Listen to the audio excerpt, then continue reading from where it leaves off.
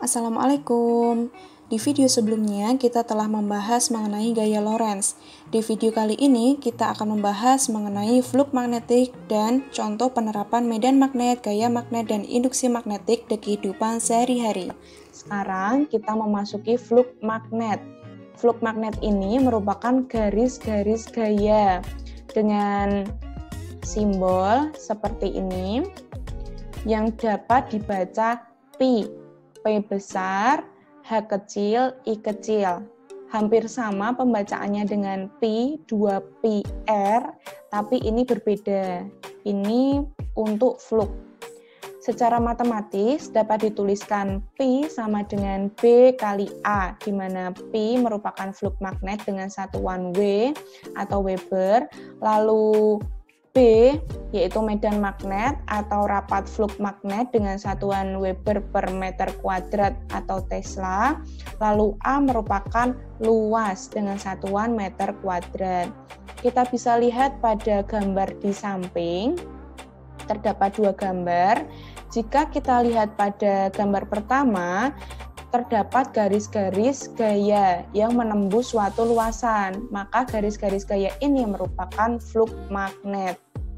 Lalu untuk yang kedua, jika garis-garis gaya ini searah atau sejajar, maka akan menimbulkan nilai flux magnet sama dengan 0.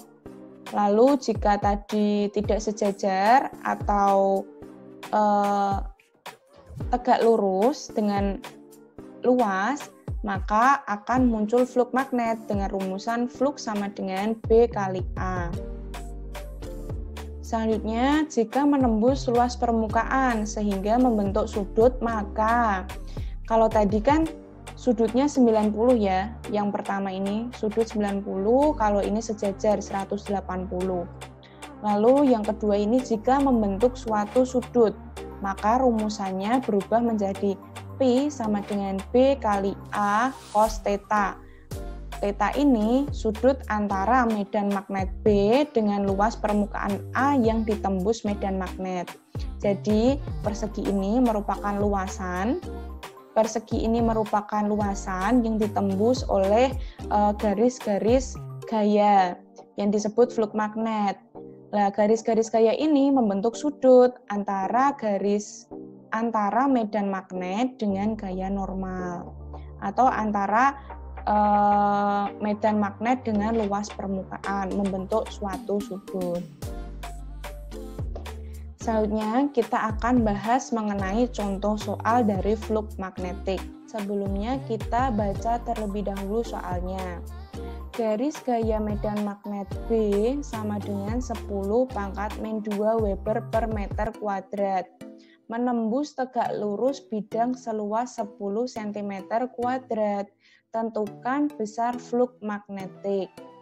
Kita jawab dengan kita mencari yang diketahui terlebih dahulu, lalu yang ditanyakan, agar mempermudah kita menyelesaikan soal. Yang diketahui yaitu B sama dengan 10 pangkat min 2 Weber per meter kuadrat, lalu A sama dengan 10 cm kuadrat, kita jadikan meter kuadrat menjadi 0,001 meter kuadrat. Yang ditanyakan yaitu flux magnetik. Flux magnetik dengan simbol P. Penyelesaiannya yaitu kita tahu rumusannya tadi, bahwa Pi sama dengan B dikali A, di mana B sudah diketahui, A sudah diketahui, kita masukkan ke rumus sehingga diperoleh hasilnya 1 kali 10 pangkat min 5 W.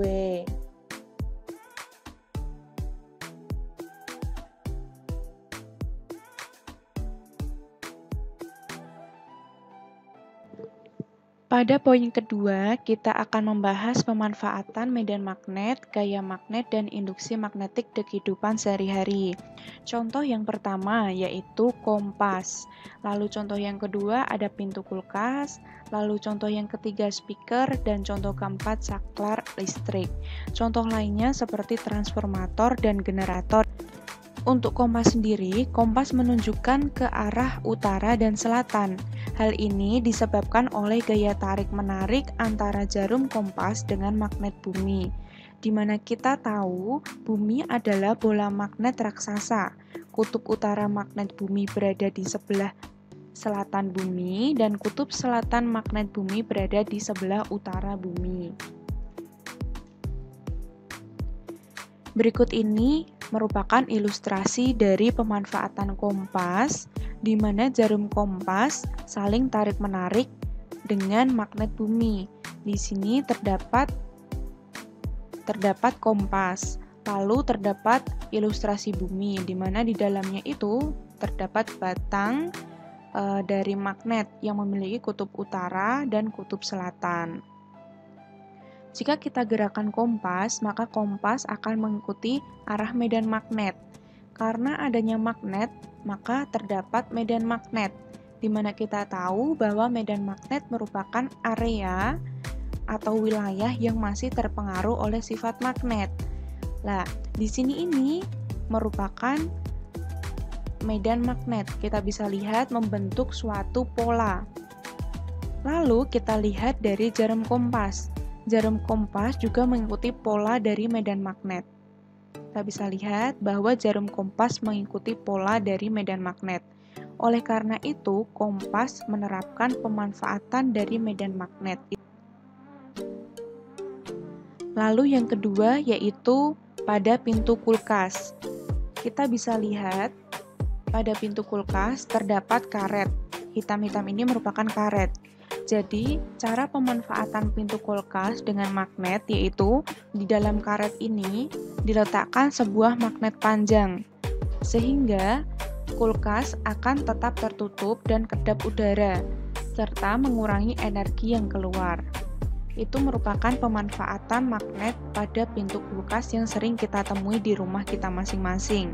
Lalu, yang ketiga yaitu pada speaker, di mana speaker ini mengubah energi listrik menjadi bunyi.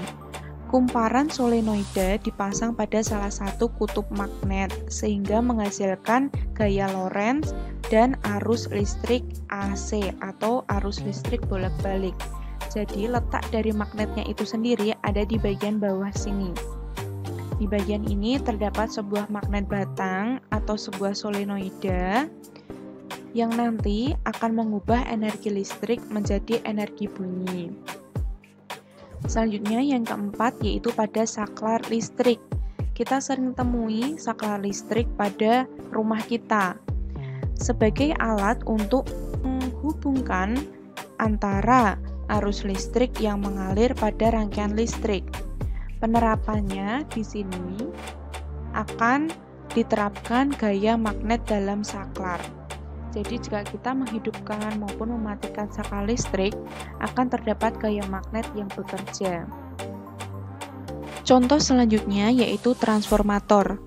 Transformator mengkonversi energi listrik antara dua perangkat terpisah menggunakan listrik melalui konektor magnet. Kita bisa lihat bahwa di sini ada dua perangkat. Kita anggap ini perangkat 1, ini perangkat 2, ataupun sebaliknya itu diperbolehkan. Jika kita konekkan antara dua perangkat ini, kita bisa lihat bahwa bola berpijar. Maka di sini telah muncul energi listrik. Lalu pada transformator ini bekerja berdasarkan prinsip induksi elektromagnetik. Jadi saat kita dekatkan atau saat kita konekkan akan muncul induksi elektromagnetik sehingga energi listrik itu muncul dan bola akan berpijar. Selanjutnya yaitu pada generator.